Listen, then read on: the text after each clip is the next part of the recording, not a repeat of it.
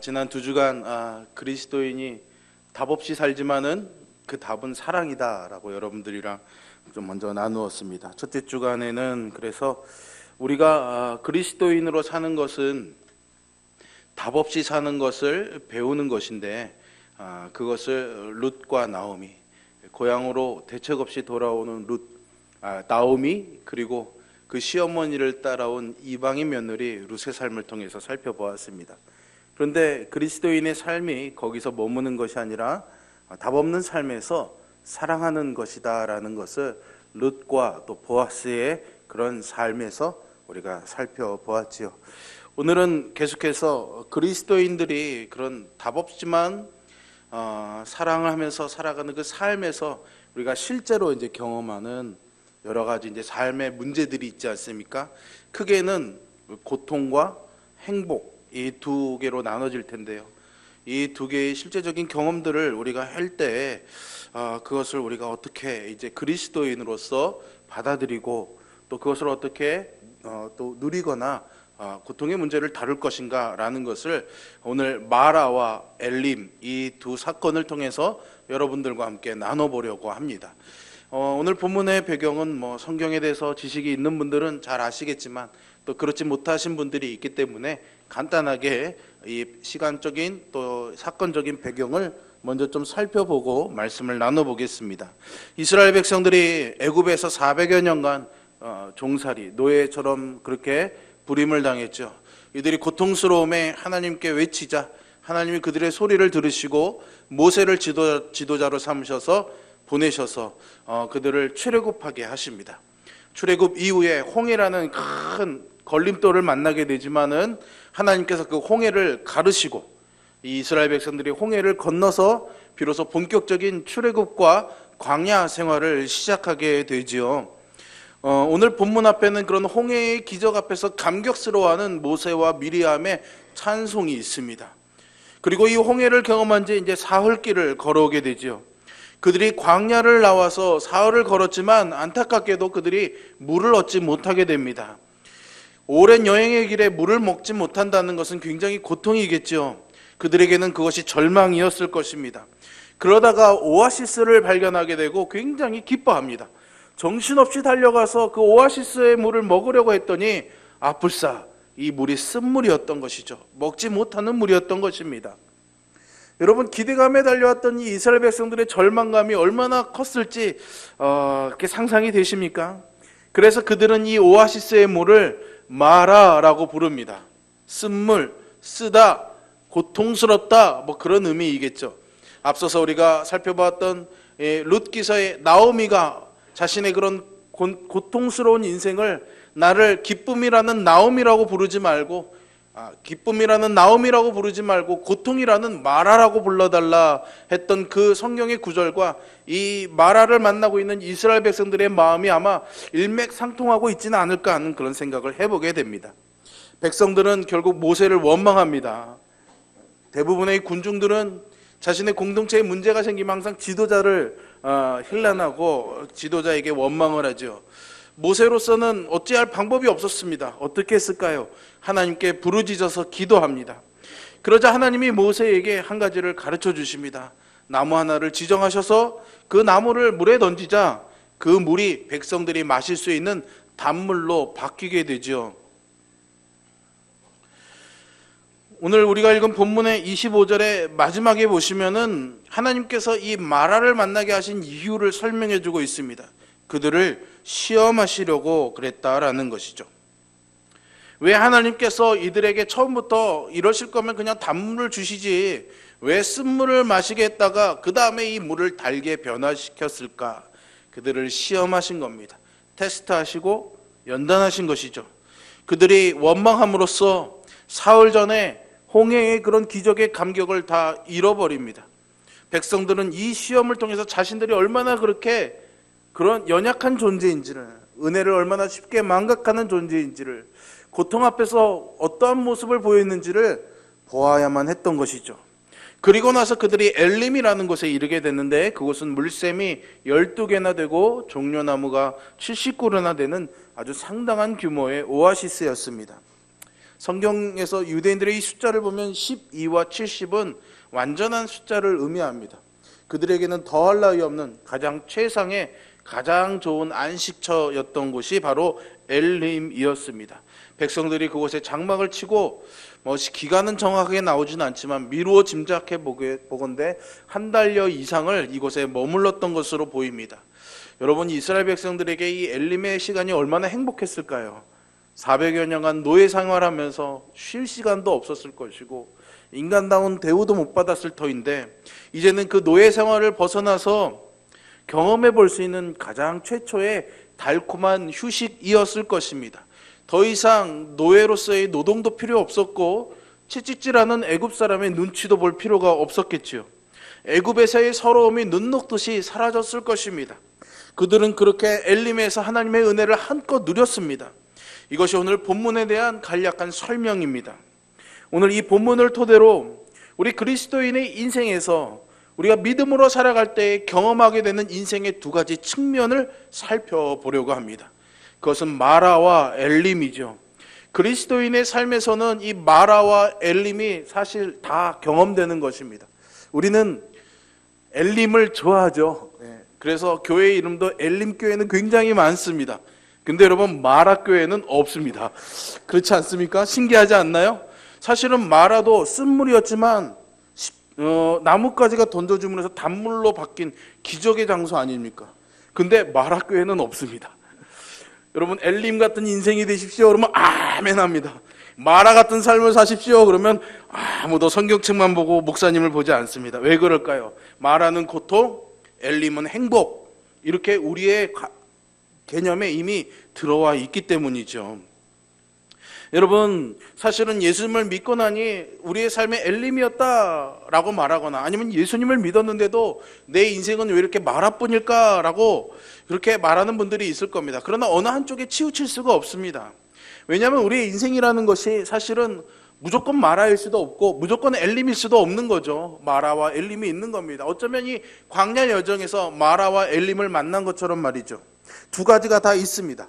그런데 참 아이러니한 것은 환경과 상황은 언제나 이렇게 두 가지로 오는데 성경은 그리스도인들에게 한 가지 믿음의 자세를 견지하라고 가르쳐 줍니다. 그게 뭡니까? 항상 기뻐하라. 항상 기뻐하라라는 이 성경의 말씀도 따라야 되는 거죠. 어떻게 그럴 수 있을까요, 여러분? 조금 더 깊이 엘림의 상황과 마라의 상황을 좀 살펴봐야 되겠습니다. 엘림을 먼저 살펴보죠. 엘림은 분명히 하나님께서 이 자녀들의 답없는 인생이 주시는 위로의 선물인 줄로 믿습니다.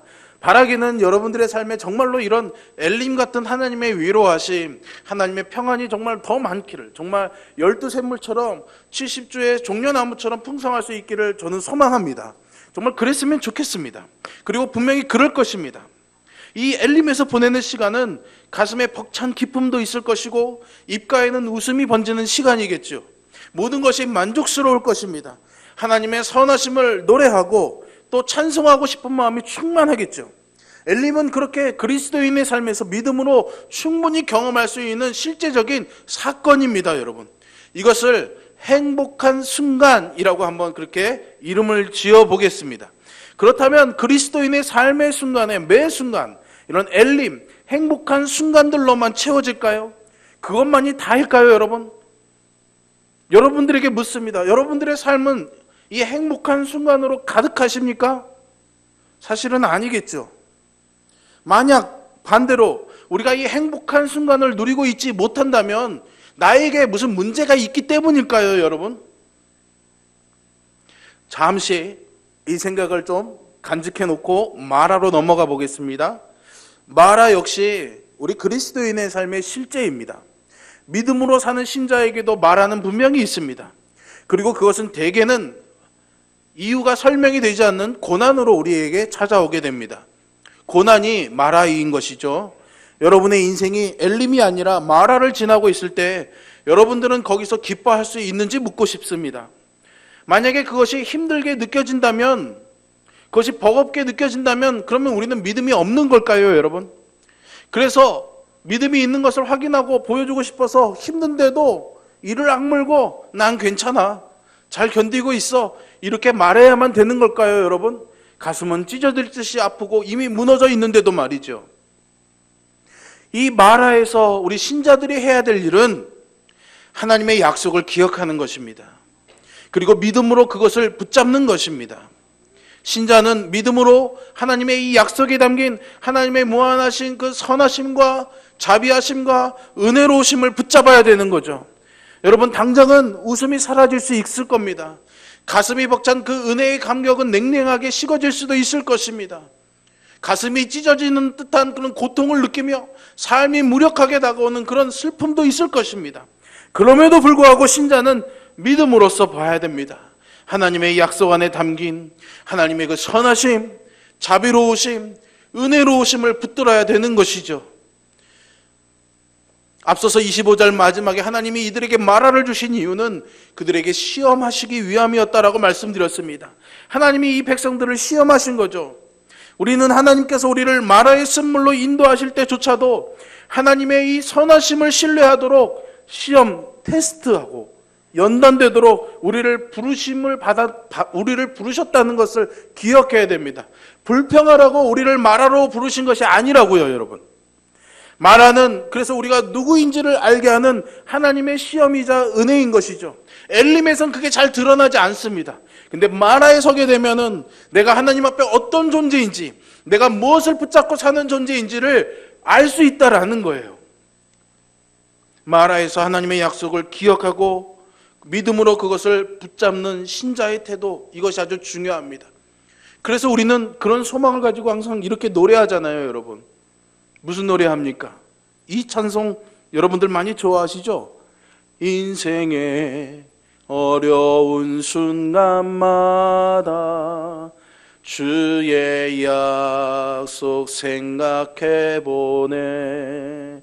내 맘속에 믿음 잃지 않고 말씀 속에 위로를 얻네. 주님의 도우심 바라보며, 주님의 도우심 바라보며 모든 어려움 이기도다.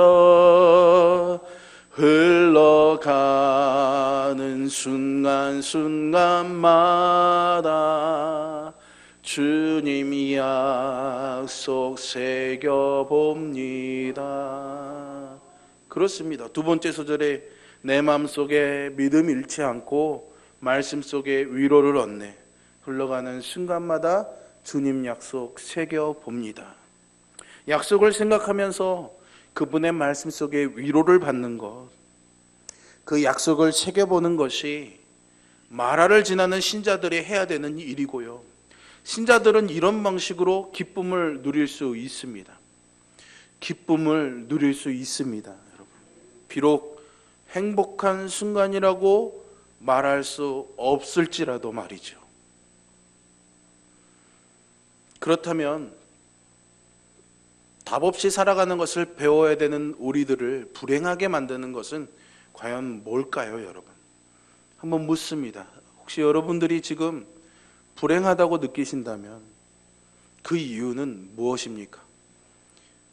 경품에서 자동차가 되지 않아서입니까?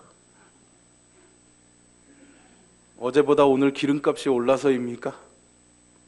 여러분들을 불행하게 만드는 게 뭡니까, 여러분? 사실 모든 사람들은 불행이냐 행복이냐 선택권을 준다면 다 행복을 선택할 겁니다. 행복하고 싶어 하죠. 불행하고 싶어 하는 사람은 아무도 없을 겁니다. 그러니 행복 추구는 사실 우리 인간의 본성입니다. 하나님이 우리를 창조하실 때 그렇게 만드셨습니다. 하나님이 우리를 만드시고 땅 위에 번성하고 충만하라고 하셨잖아요. 이 모든 것들을 다스리라고 하셨잖아요. 그게 우리의 행복이었던 거죠. 그래서 우리는 본성적으로 그 행복을 추구하고 그 행복의 궁극은 사실은 하나님 자신입니다. 그런데 우리가 이렇게 창조주 하나님을 바라보면서 아니 그냥 하나님을 모른다고 그래도 우리가 행복을 바라는 것, 모든 사람들이, 세상의 모든 사람들이 행복하고 싶어하는 것 자체는 사실은 아무런 문제가 될 수가 없습니다. 당연한 거죠. 우리를 그렇게 만드셨으니까요. 근데 문제는 이 행복을 바라는 이 행복 추구가 죄성과 만나게 되었을 때입니다.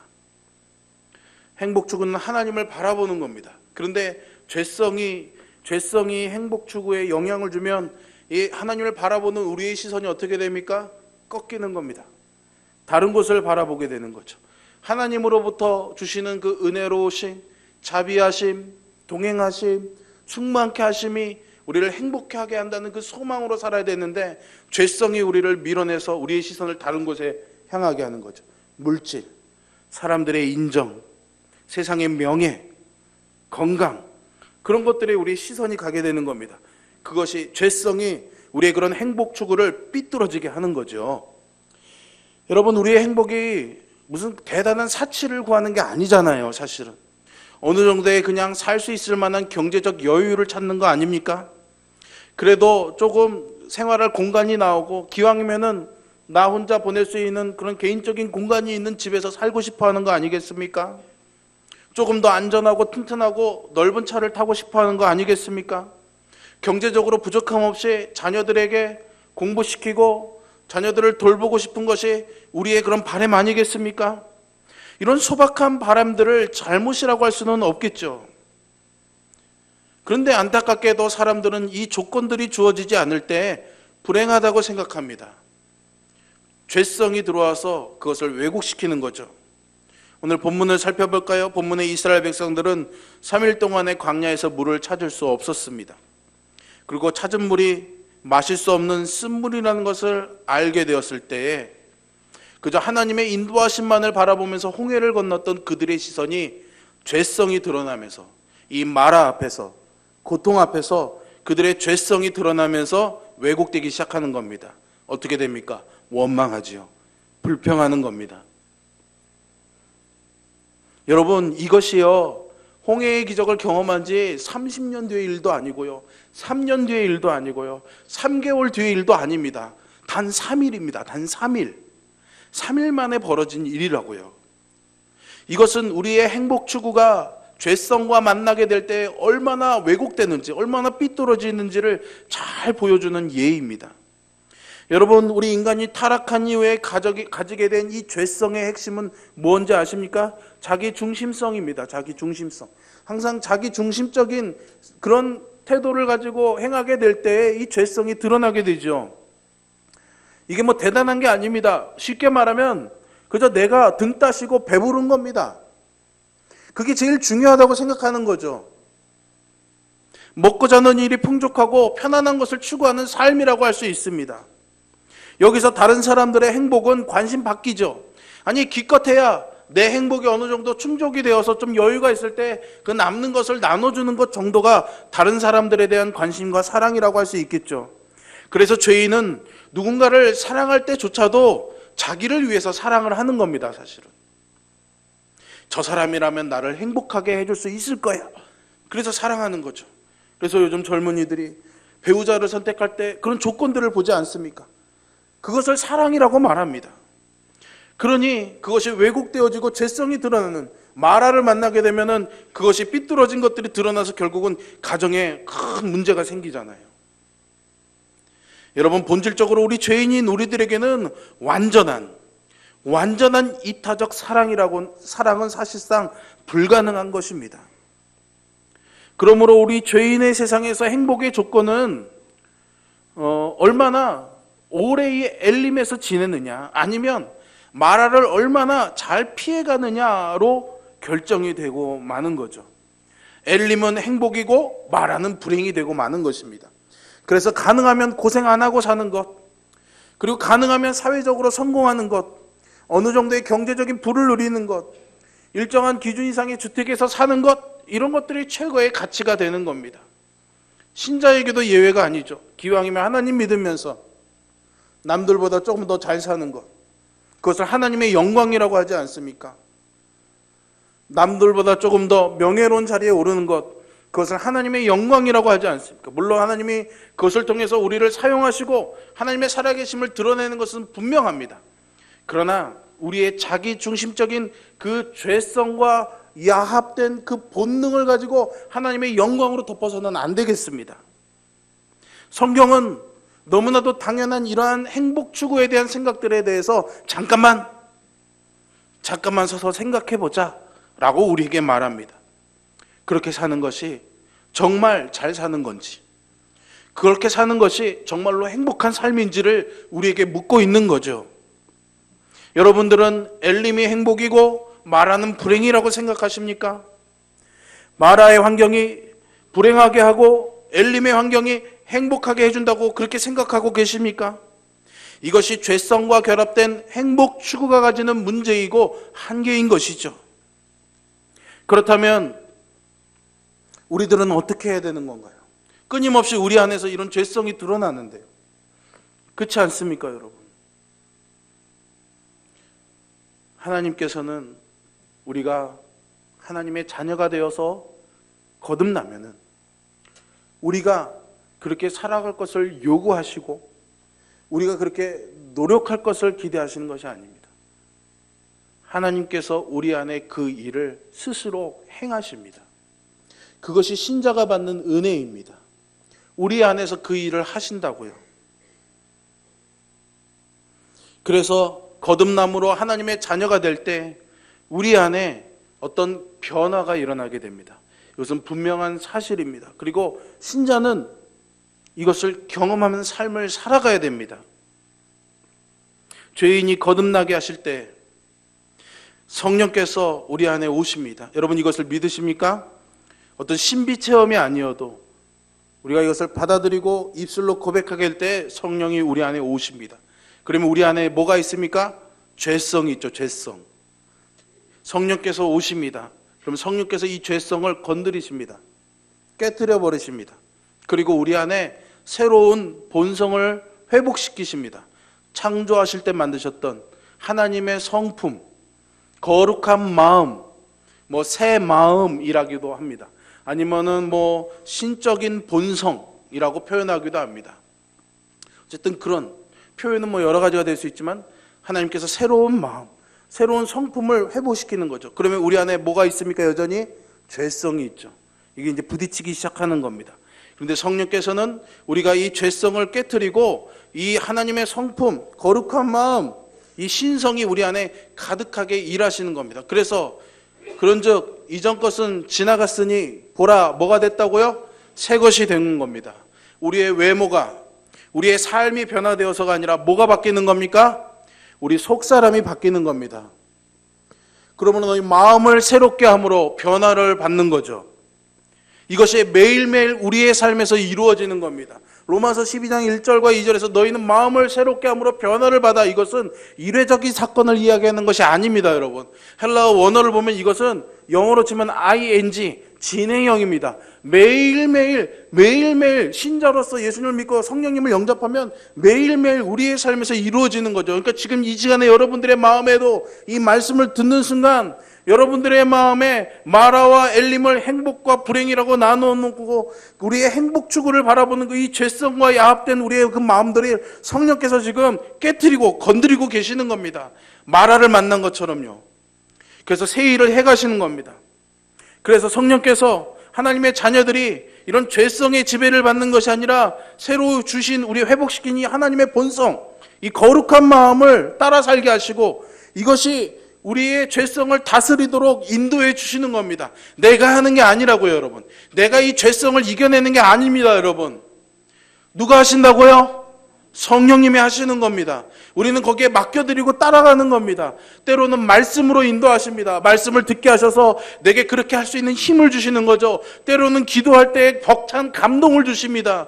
때로는 찬양할 때 우리에게 또 가슴 넘치는 기쁨을 주셔서 그 일을 기쁨으로 즐겁게 하게 하시는 거죠. 때로는 사람들과의 대화를 통해서 하나님이 우리에게 말씀하시고 그대로 살아가게 하시는 겁니다. 어떤 때는 하늘의 해를 바라보고 땅의 자연들을 바라보면서 그 하나님의 음성을 듣고 거기에 맞춰 살아가게 하시는 거죠.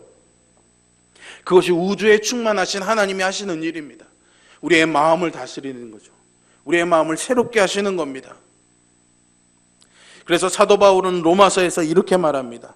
신자는 더 이상 죄의 지배를 받지 않고 은혜 아래에 있는 존재라고요. 죄의 지배를 받지 않고 은혜 아래에 있는 존재라고 말합니다. 로마서 6장 14절의 말씀이에요. 여러분 한번 따라 하시겠습니까? 죄가 너희를 주장하지 못하리니 이는 너희가 법 아래에 있지 아니하고 은혜 아래에 있음이라.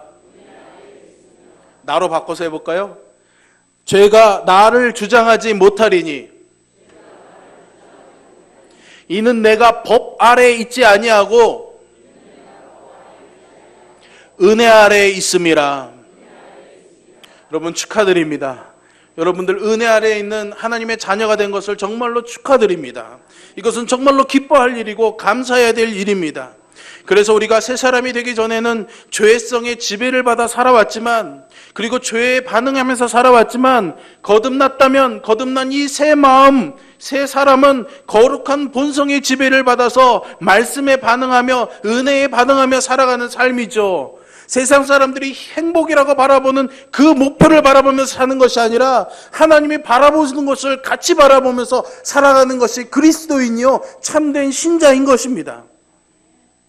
복음의 말씀으로 은혜를 받을 때마다 그 은혜로 인해서 우리의 이 거룩한 본성은 점점 더 강화되는 겁니다. 더 단단해지는 것이죠. 우리가 끊임없이 예배해야 되고, 우리가 끊임없이 말씀을 묵상해야 되고, 우리가 쉬지 말고 기도해야 되는 이유가 여기에 있는 겁니다, 여러분. 그저 좋은 믿음이라고 인정받기 위해서 하는 것이 아니라 하나님이 우리 안에 그 일을 하고 계시니까는요, 그 일을 하실 수 있도록 나를 내어드리는 일이 예배하는 일이고, 봉사하는 일이고, 기도하는 일이고, 찬양하는 일이고, 전도하는 일입니다. 왜요? 하나님이 나를 그렇게 쓰시겠다고 하시니까 거기에 나를 내어드려야 하나님이 내 속에서 일할 수가 있잖아요. 그 일에 나를 내어드리지 않고 세상 욕심 따라가고, 사람들이 즐거워하는 거 따라가고, 내 육신이 즐거운 거 따라가고, 내 육신이 편한 거 따라가면 하나님이 내 안에 어떻게 일하십니까? 그러니 교회에 나와서 예배해도, 말씀을 묵상하며 살아간다고 해도, 나는 그리스도인이라고 말하고 살아가도 아무런 변화도 일어나지 않는 거죠. 아무런 일도 일어나지 않는 겁니다. 하나님이 그런 우리를 안타깝게 보고 계십니다, 여러분.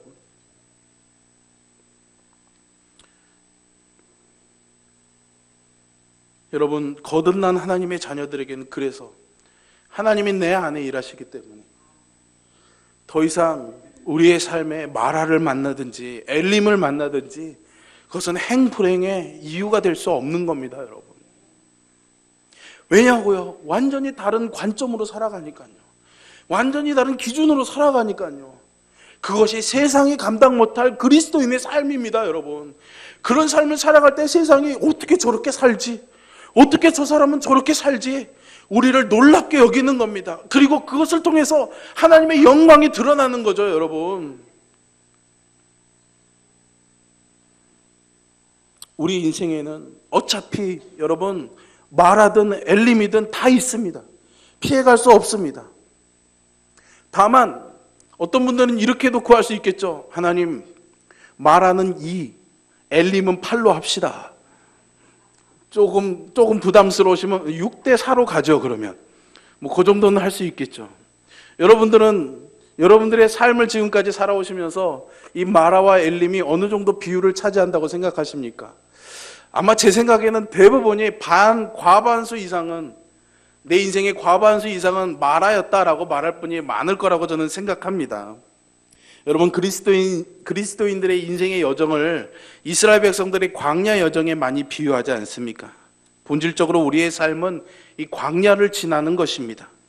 그래서 우리는 아직 목적지에 도착한 것이 아니에요. 천성에 도달한 것이 아닙니다. 우리는 철로 역정에 있는 순례자입니다, 여러분. 우리의 광야 여정에도 마라가 있고 엘림이 있습니다. 현실적으로 엘림보다는 마라가 많은 것이 분명한 사실입니다. 하지만 이것은 우리에게 더 이상 문제가 되어서는 안 됩니다. 행복과 불행을 결정하는 조건은 엘림과 마라라는 외적 조건이 아닌 것을 우리가 이미 이제 알았기 때문이죠. 우리는 마라도 엘림도 하나님께서 우리 인생의 그 여정에 맞게끔 때에 따라서 우리의 수준과 우리의 실력에 맞게끔 허락해 주시는 맞춤 은혜라는 사실을 인정해야 됩니다. 안성맞춤이죠. 딱 맞춰서 우리에게 주시는 은혜입니다. 그래서 하나님께서 우리에게 마라를 허락하시는 이유는 우리가 엘림에서보다는 마라에서 더 많은 것을 배울 수 있기 때문입니다. 사실 이스라엘을 연단한 것은 마라에서의 쓴물이었지 그저 엘림에서 누리는 편안함은 아니었던 거죠. 그래서 우리에게 마라가 필요한 겁니다. 또 하나, 하나님께서 이 이스라엘을 출애굽시키신 것은 그들에게 엘림에서 편하게 살다가 죽으라고 그들을 출애굽시킨 것이 아니라는 사실을 우리는 기억해야 됩니다. 엘림은 그저 광야의 오아시스일 뿐입니다. 머물다가 가야 되는 곳입니다. 그들의 목적지는 엘림이 아니라 어디였습니까? 가나안이었습니다. 약속하신 곳이었습니다. 엘림은 그 가운데 여정 중에 하나일 뿐이죠. 이것을 잊어버리면 엘림의 편안함이 그곳이 가나안인 양 착각하게 만듭니다. 그래서 거기서 머물고 싶어 하는 거죠. 그런데 여러분, 그래서 결국은 이 땅의 안락함을 가지고 장차 누릴 영광을 바꾸게 되는 겁니다. 이것이 많은 신자들이 이 땅에서 무력하게 살아가는 아주 중요한 이유 중에 하나입니다. 엘림은 가나안이 아닙니다, 여러분. 마라를 우리가 만나게 되는 이유는 정신 차려! 이렇게 말씀하시는 하나님의 사인입니다. 마라를 만나야 정신을 차리거든요, 우리는. 여러분, 엘림이 가나안으로 보이는 것이 유혹입니다. 엘림을 가나안으로 삼고 사는 것이 바로 타락입니다. 우리가 엘림에서 보내는 시간은 분명 은혜입니다, 여러분. 엘림을 부정하는 것이 아닙니다. 그러나 하나님께서 우리를 거기에 머물게 하시는 동안만큼은 그 안에서 우리가 은혜를 충분히 누리면 됩니다, 여러분. 하지만 그러면서도 엘림을 가나안으로 삼지 않아야 되는 거죠. 왜냐하면 엘림은 그저 하나님이 그런 우리 인생의 여정에 주시는 보너스이기 때문입니다. 덤으로 주시는 거지 그게 다는 아니다라는 거예요. 엘림은 광야 생활에 지친 우리에게 주시는 하나님의 위로인 줄로 믿습니다. 그러게 엘림을 우리의 목적지로 삼아야 될 장소로 해야 되지 말고 그냥 덤으로 여겨야 됩니다. 덤으로. 덤은요, 없어도 되는 걸 의미하는 거죠, 여러분. 우리를 기다리는 천성이 있음을, 영광의 나라가 있음을, 그 나라를 소망해야 됨을 잊지 마시기를 바랍니다. 그래서 주님께서 그곳을 향해 가라고 하실 때 미련 없이 목적지인 천성을 향해서 일어나 갈 수 있어야지 됩니다. 아무리 우리가 좋은 엘림에 머물고 있다 할지라도 여전히 우리는 광야 한복판에 있다는 사실을 여러분 잊지 마시기를 바랍니다. 이것이 오늘 본문을 통해서 성경 전체를 통해서 하나님이 사랑하는 자녀들에게 주시는 교훈입니다. 하나님의 은혜는 결코 모든 사람들에게 동일한 방식으로 주어지는 획일적인 은혜가 아닙니다. 그것은 언제나 신비한 방식으로 우리의 인생에 맞게 각자에게 맞게 찾아오시는 맞춤 은혜입니다. 겉으로 볼 때는 엘림이 1이고 마라가 9인 사람도 있을 수 있고 겉으로 볼 때는 엘림이 8이고 마라는 2인 사람도 있을 수 있을 것입니다. 그러나 다 하나님의 은혜를 누리는 거라고요. 하나님의 은혜는 엘림도 은혜이고 마라도 은혜라고 우리에게 말하고 있습니다. 그러니 이제 우리의 삶을 다시 돌아봤으면 좋겠습니다. 우리가 정말 거듭난 하나님의 자녀들이라면, 하나님의 은혜를 맛보아한 사람들이라면 우리의 행불행을 결정짓는 조건으로 마라냐 엘림이냐를 따질 필요가 없는 거죠. 그럼에도 불구하고 많은 사람들이 엘림이냐 마라냐를 따지면서 그 공식에 붙잡혀 살고 있습니다. 다른 사람들과 비교함으로써 시험에 듭니다. 내 인생에 마라가 많으면 어떻고 저 사람의 인생에 엘림이 많으면 어떻습니까, 여러분? 그것으로 비교함으로 마음 상해하지 마십시오. 그것을 가지고 남보다 내가 더 낫다고 자부하지 마십시오, 여러분. 하나님이 나에게는 8:2가 적당해서 그만큼 주시는 거고 하나님이 저 사람에게는 6:4가 적당해서 그만큼 주시는 겁니다, 여러분. 그거 갖고 누가 뭐라고 합니까? 주인 마음대로잖아요. 주인이 이만큼 주면 그건 끝나는 거 아닙니까, 여러분? 하나님이 우리 인생의 주인이신데 그게 무슨 상관입니까? 마라든 엘림이든 뭐든 다 우리에게 은혜라면은 상관없잖아요. 우리에게는 그래서 8대2, 6대4, 5대5가 아니라 우리에겐 그냥 10입니다. 10. 하나님이 완전하게 다 주시는 거죠, 여러분. 마라에서는 쓴물이 달게 되는 은혜가 있잖아요, 여러분. 엘림에서는 위로가 있는 은혜가 있는 거잖아요. 어느 것이 더 낫다, 어느 것이 더 나쁘다 할 수 없는 겁니다. 우리 신자들은 철로 역정의 순례자들입니다. 그래서 때로는 마라에 머물 때도 있고 엘림에 머물 때도 있을 것입니다. 그러니 여러분, 엘림에 있는 사람을 시기하지 마십시오. 그러니 여러분, 마라에 있는 사람을 무시하지 마십시오. 하찮게 대우하지 마십시오. 함부로 정죄하거나 판단하지 마십시오. 똑같습니다, 하나님 안에서는. 오히려 우리는 엘림에 있든지 마라에 있든지 서로 의지하며 서로 사랑하며 살라고 부름받은 존재라는 것을 잊지 마시기를 바랍니다. 우리는 천성을 향해 함께 가는 순례자들입니다.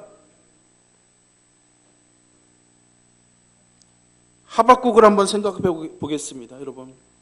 하박국 선지자는 유다가 타락해 가는 것을 보면서 안타까워했습니다. 하나님, 이 백성을 어떻게 하실 겁니까? 이 백성을 그냥 두실 겁니까? 그러자 하나님이 대답하십니다. 뭐라고요? 하박국이 기대했던 대답이 아닙니다. 깜짝 놀랐습니다. 저 악한 나라 바벨론을 들어서 유대를 치겠다고 하셨어요. 하박국이 깜짝 놀라서 묻습니다. 하나님, 왜 하필이면 저 악한 바벨론으로 우리를 치려고 하십니까? 말이 되지 않지 않습니까? 그런데 하나님께서 그런 하박국에게 그게 끝이 아니야. 잠깐 바벨론이 너희를 칠지라도 그건 잠깐일 뿐이야. 결국에는 물이 바다를 덮음같이 여호와를 인정하는 것이 세상에 가득하게 될 거야 라고 말씀합니다. 그러자 하박국이 하나님의 눈으로 보게 됩니다. 그리고 하나님이 하박국에게 믿음으로 살라고 하십니다. 그러니 바벨론이 너를 칠지라도 믿음으로 살라고요. 그래서 뭐라고 하십니까? 오직 의인은 믿음으로 말미암아 살리라. 오직 의인은 믿음으로 말미암아 살리라. 바벨론이 너희를 칠지라도 하나님이 하실 일은 그의 영광이 물이 바다를 덮는 것 같은 일이니 믿음으로 살라고 말씀하시는 거죠. 그러니 그 믿음을 가진 하박국이 이제 고백하는 겁니다.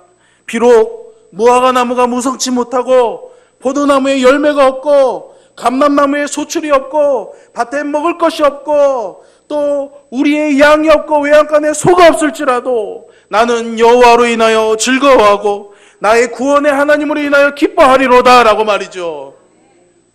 그냥 하는 말이 아니라고요, 여러분. 그냥 잘 되겠지 하는 막연한 기대로 하는 말이 아니라고요, 여러분. 확신으로 하는 말입니다. 분명히 그렇게 될 거라고 믿고 하는 말입니다. 그렇게 되지 않아도 하나님은 선하시다는 것을 믿기 때문에 말하는 겁니다. 더 많은 소출을 주실 것이기 때문에, 더 많은 부를 주실 것이기 때문에, 더 많은 명예를 누리게 하실 거기 때문에 지금의 고통도 견디겠다는 고백이 아니라고요, 여러분. 솔직하고 정직한 고백입니다.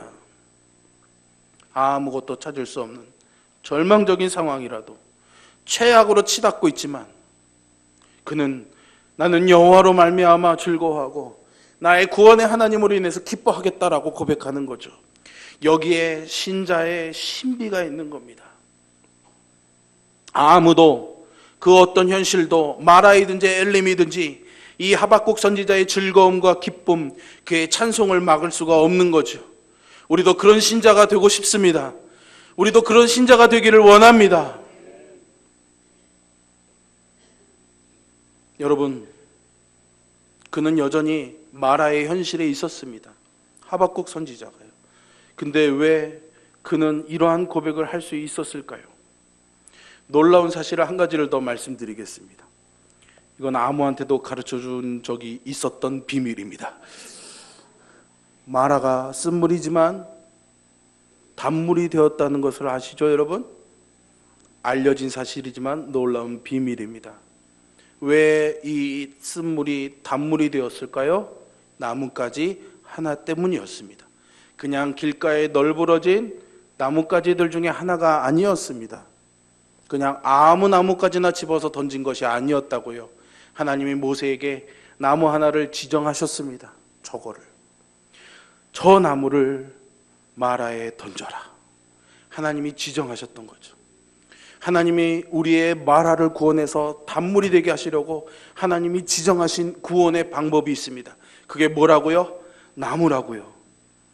그 나무는 예수님이 달리신 나무입니다. 십자가에서 죽으신 예수 그리스도의 십자가를 상징하는 거죠. 그러니 우리의 인생의 쓴물을 단물로 바꾸실 이가 누구입니까? 바로 예수 그리스도, 그분 한 분이십니다. 내가 곧 길이요 진리요 생명이니 나로 말미암지 않고는 아버지께로 올 자가 없다라고 말씀하셨잖아요. 그분만이 우리의 인생의 쓴물을 단물로 바꿀 수 있는 분입니다. 내가 견뎌야 되는 고난조차도 내 인생의 축복이라고 여기고 그것을 기쁨으로 여길 수 있게 하는 것은 그 나무 때문입니다. 십자가 때문인 거죠. 신자는 마라의 은혜와 엘림의 은혜를 모두 누리는 하나님의 이러한 신비로 부름받았습니다. 마라에서는 하나님의 약속을 믿음으로 붙잡고 그 선하심과 은혜를 누리며 하나님으로 인하여서 즐거워하며 기뻐하기를 배우시기를 축원합니다. 또 엘림에서는 그 자체로 하나님께서 베풀어 주시는 환경을 누리며 그것을 주신 하나님의 선하심을 노래하며 기쁨의 행복한 순간을 즐기십시오. 비록 우리는 이 땅에서 답없는 인생을 살아가지만 성령께서 거듭난 자녀들에게 거룩한 마음을 충만하게 채워주시고 우리로 하여금 진정한 행복이 무엇인지를 경험하게 하시며 엘림에서든지 마라에서든지 우리가 서로 사랑하며 살아가게 하실 것입니다. 이런 인도하심과 은혜를 누리는 저와 여러분 되기를 주님의 이름으로 축원합니다. 기도합니다.